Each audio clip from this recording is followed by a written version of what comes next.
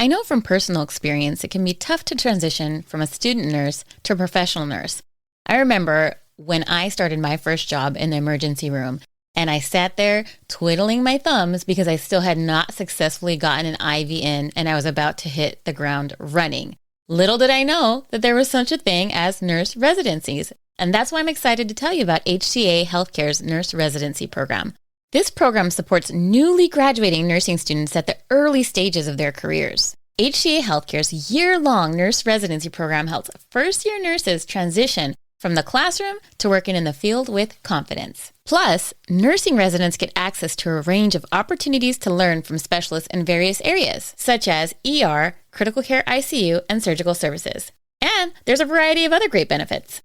Learn more today at careers.hcahealthcare.com/residency. Again, that's careers.hcahealthcare.com/residency. HCA Healthcare is an equal opportunity employer. Welcome to the Nurse Leader Network podcast with your host, Chris Racinos. Wherever you're going on your nurse leader journey, we're here to help you get there. Welcome, everybody, to another episode of the Nurse Leader Network. I'm your host, Chris Racinos, and today we have a special guest. Our guest today is going to talk to us about everything that you need to know about writing as a nurse. So you may or may not have heard in the news that a couple of weeks ago, Dr. Pimple Popper made a comment on social media. And the comment was, why didn't a dermatologist write this article? And then she hashtagged board certified dermatologist. And it was regarding a nurse who wrote an article around skin protection, sunburns. And the controversy was really around, is a nurse qualified to write that type of material? And so I thought it would be perfect timing for us to bring on the expert in content writing for nurses. Today we have Portia Wofford, who is owner and founder of the PW Agency and also known as the Millennial Nurse. Welcome to the show, Portia. Thank you. I'm super excited to be here. So tell me, why don't you tell us about yourself? Tell us like how you got started. Let's go all the way back down to, your first, job in nursing and then how you got to where you are today.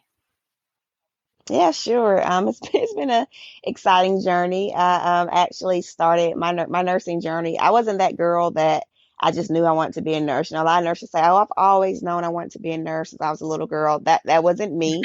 Nursing was not on my radar. I wanted to do something with like political science or criminal justice. Like I wanted to do like forensic science or something like that.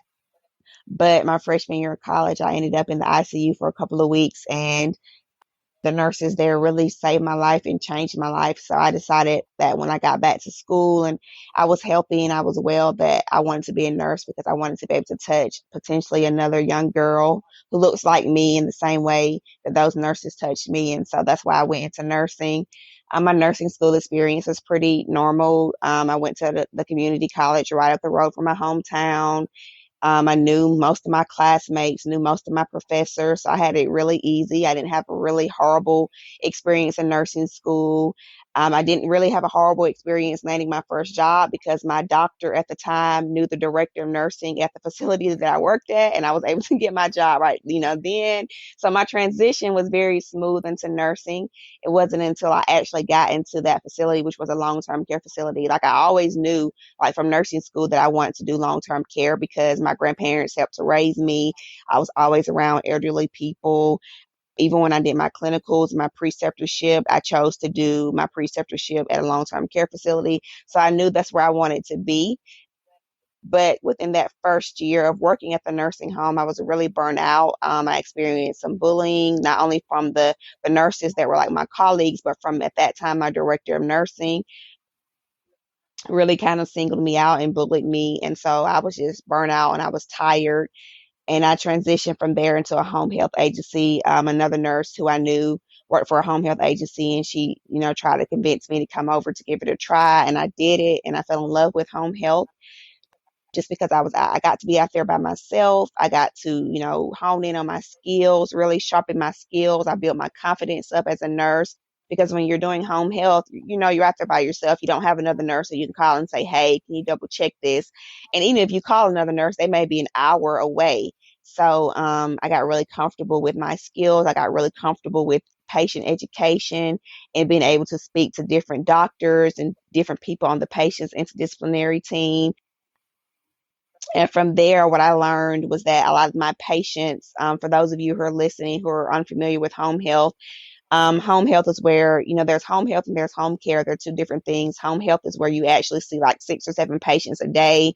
You spend 30 to 40 minutes with each of those patients, and you go in and educate them on their disease processes, or you educate them on like their wound care or whatever it is that you're out there for. And the goal is to keep them out of the hospital. And I was having a hard time keeping my patients out of the hospital, and I couldn't figure out why. But when I started kind of to do like some quality assurance on my own, I found out that a lot of my patients could not read or write very well.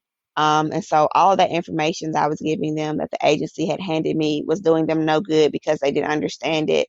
So I took it upon myself to basically just rewrite the information that the agency gave me to the point to where my patients can understand it, and I was able to drastically drop the hospitalization rate. And from there, I kind of just started blogging. At that time, I was working full time with the home health agency, but I was also working PRN at a long term care facility. But I wanted to let go of that PRN job because I wanted to be able to spend more time with my son.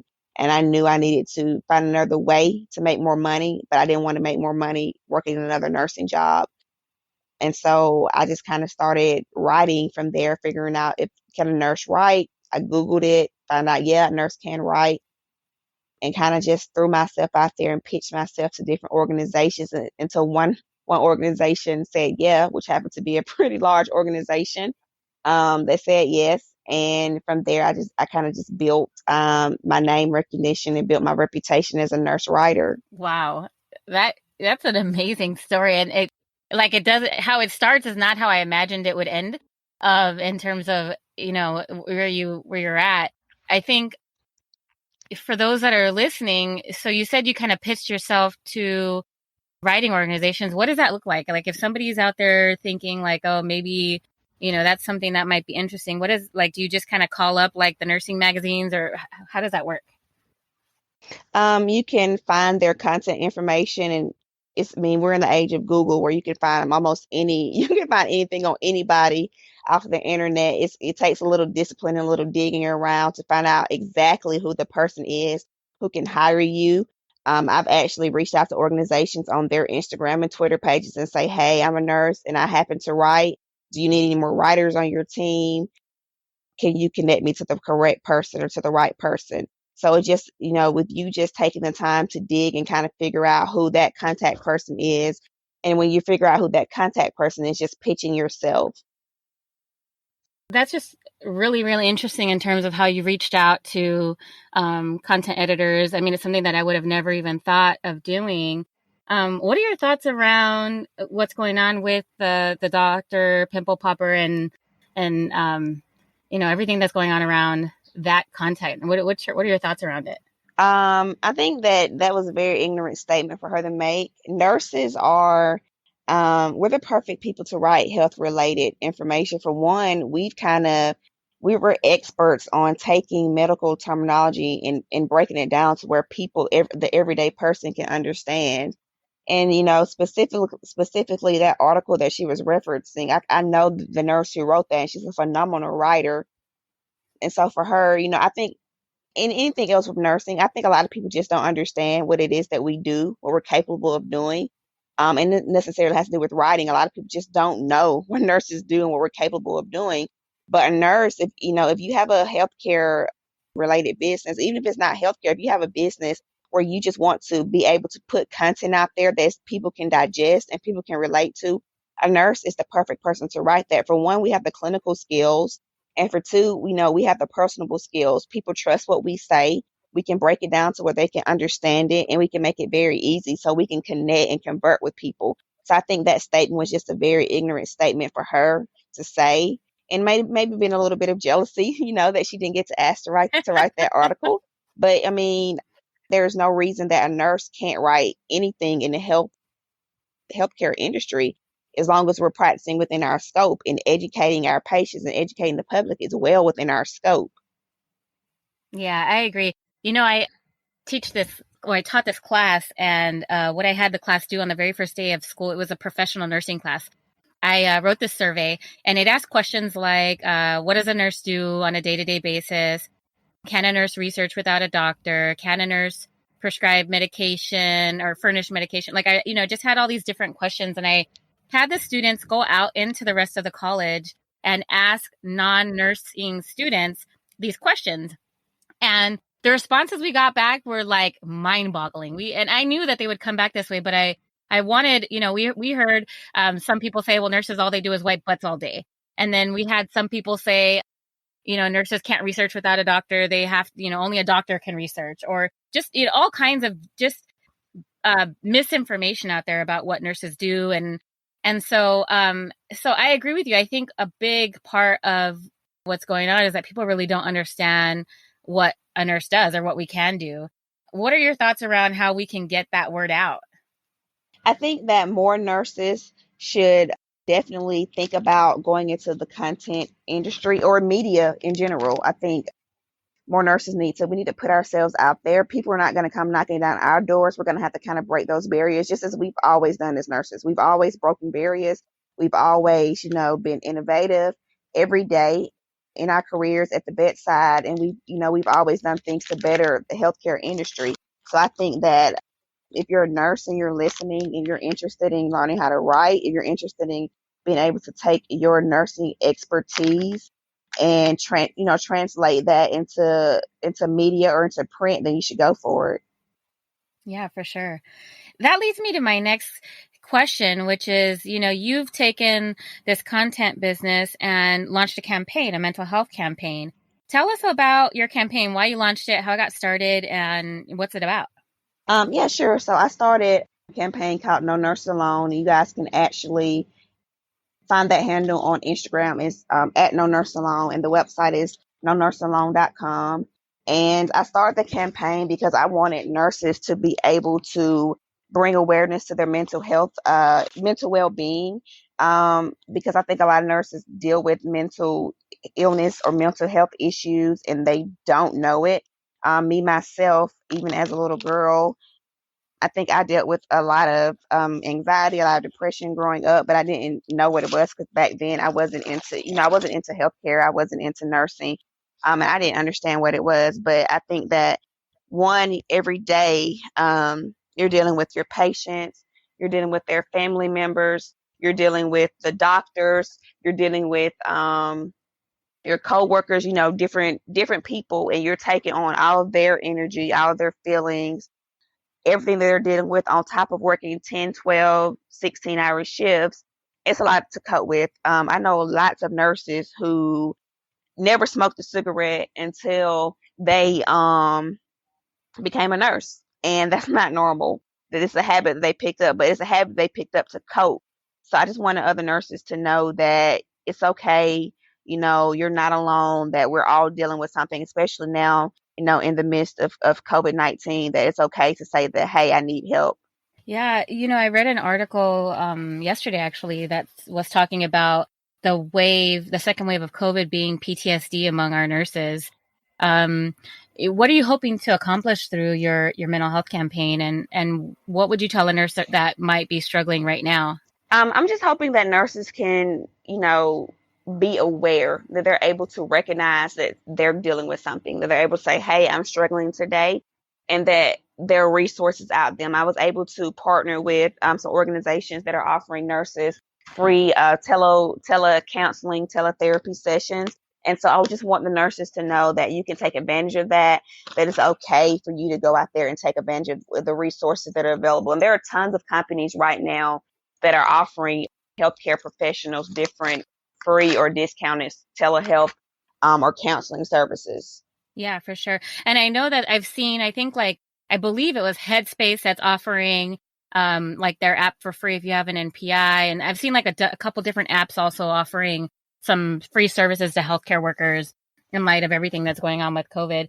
But I think even despite even having COVID, that's one huge piece of what's going on. I think there's a lot of other underlying factors, but I think even what's more on top of everybody's mind right now is, systemic racism and how that is impacting healthcare and how that's impacting our workforce. And so what are your thoughts around around where we're at with that. I mean, as a country, I can see how nursing before COVID was stressful and brought on all kinds of emotions and feelings in people that weren't there.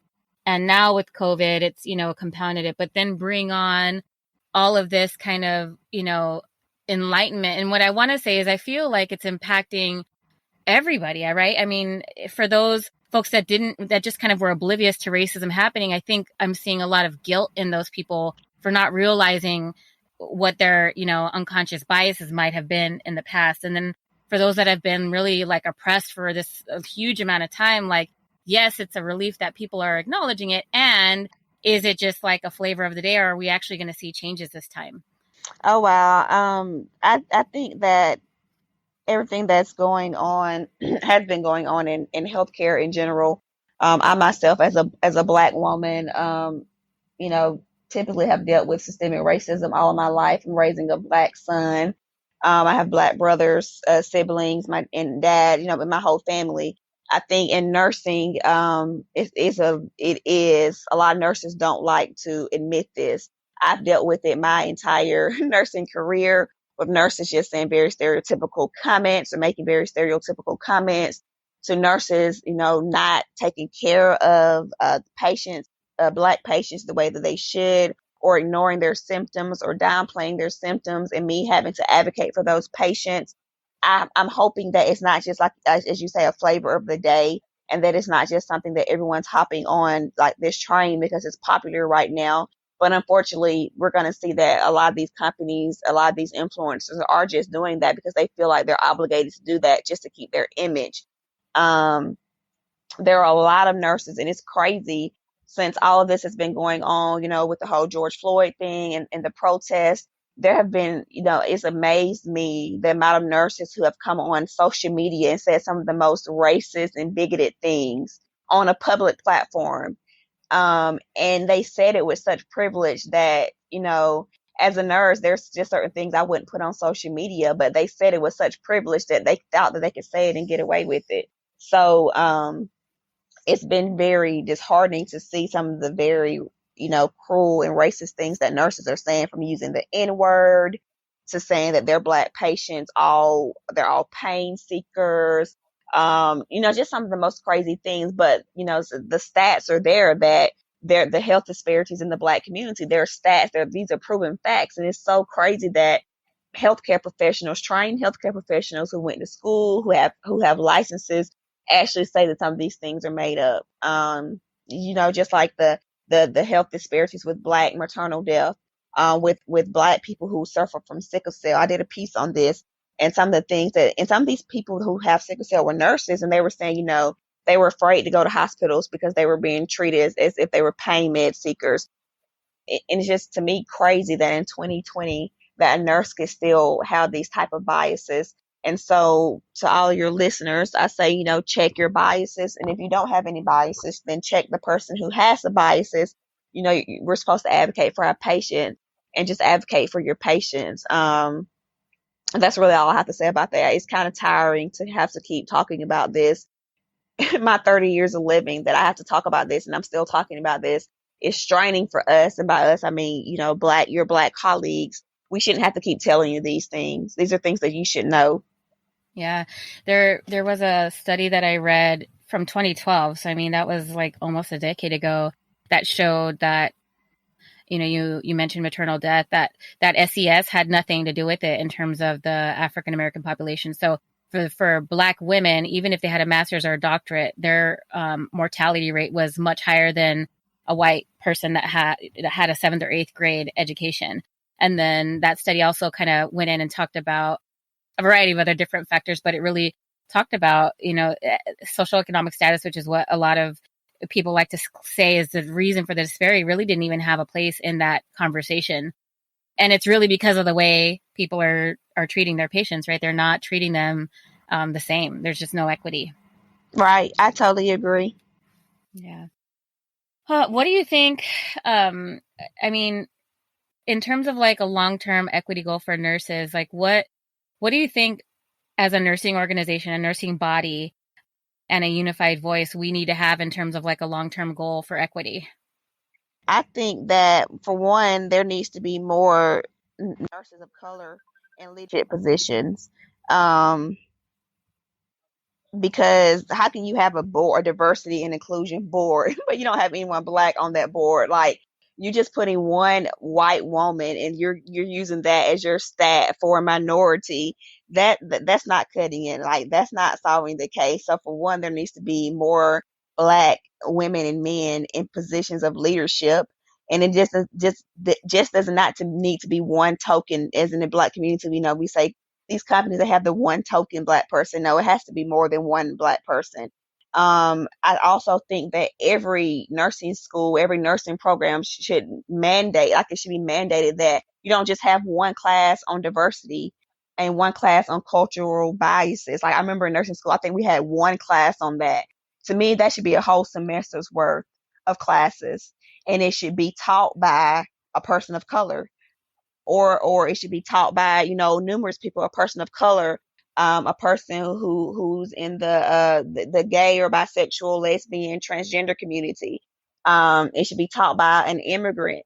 There should be different types of people. It shouldn't just be the same monotone colored, white professor that is trying to educate a nursing class on cultural diversity and inclusion or cultural biases. So I think that's where we start, that you mandate it, and that these nursing organizations mandate it, that the boards of nursing, they mandate these things as well. Yeah. I would even take it one step further and say, like, forget having it for a semester. Like, it really should be interweaving into every single class, because you can't take care of a patient without addressing that aspect of the human. True. Right? I mean, so I feel like we need to even go beyond that and really just look at, like, we are nurses. We look at the whole person. So how can we not bring culture into every single touch point with that patient? Very true. Yeah. Wow. Well, I mean, I totally agree with your sentiments. I think, another way that we could kind of, bring some education, bring some sustainability to this movement is through our voices. And so I think what you do in your content writing is just that. And so why don't you tell me about your agency and what you do, how nurses can kind of get involved in that?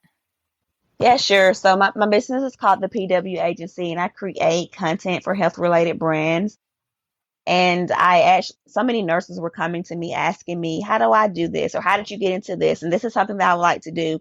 So I kind of started like a branch off of the agency called Nurses Who Write, where I basically train and coach nurses into how to get into freelance writing. So I manage a team of nurse writers, and we create content for health related brands and organizations. So if you're a health related brand organization, and you need content that's created by nurses who are clinically skilled, and we're all licensed nurses, we can definitely help you with that. But if you're a nurse and you're saying, well, I just want to learn how to do this on my own, I just want to learn how to get started, I actually have a course where I teach nurses from A to Z how to pitch.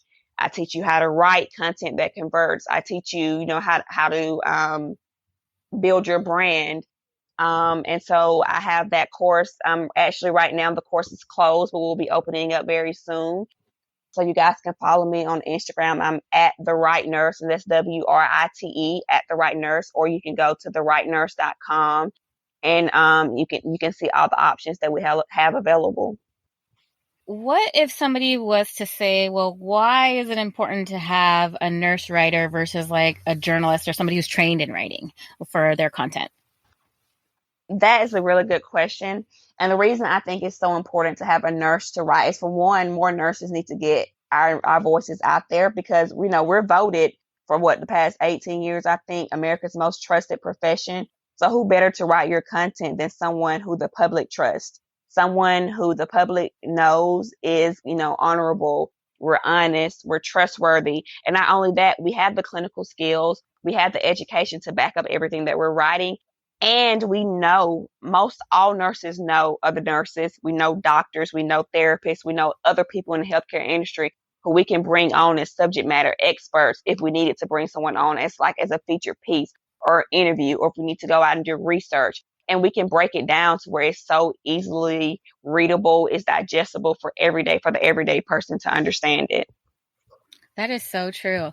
What would you say to like maybe somebody who's like, well, I'm in nursing leadership, but I don't really, I'm not looking to have my own writing business or write for articles or journals, but they're in nursing leadership. Like, what would you tell that person around why they should really consider content writing and being a nurse writer? You should consider it just because we need more nurses who are influencers, who are thought leaders, because we keep getting overlooked. And I keep saying this, we're overlooked. There are people who are creating companies who have no healthcare experience, and we're working for them. And why that should be us. That should be a nurse out there. We should be the ones changing the trajectory of healthcare. Yeah. I mean, you just like mic drop, like just hit the nail on the head. Like I think for the nurse leaders out there, the most powerful thing that you really have is your voice. And so being able to put it into an articulate piece that is meaningful and can bring about change is priceless. Yeah, totally agree. Oh, well, I mean, this has been a really good episode. I really appreciate you sharing your history. I really appreciate you sharing your thoughts around, how we can continue the movement so it's sustainable and so that we actually enact change. Like I really would like for my kids to not have to experience what we have been experiencing for the last several decades of our lives. And obviously, for the hundreds of years that our nation has been experiencing this. I really appreciate you giving us some tips on how to become a writer and how to find out more information. Portia, this has been great. Just thanks for coming on the show.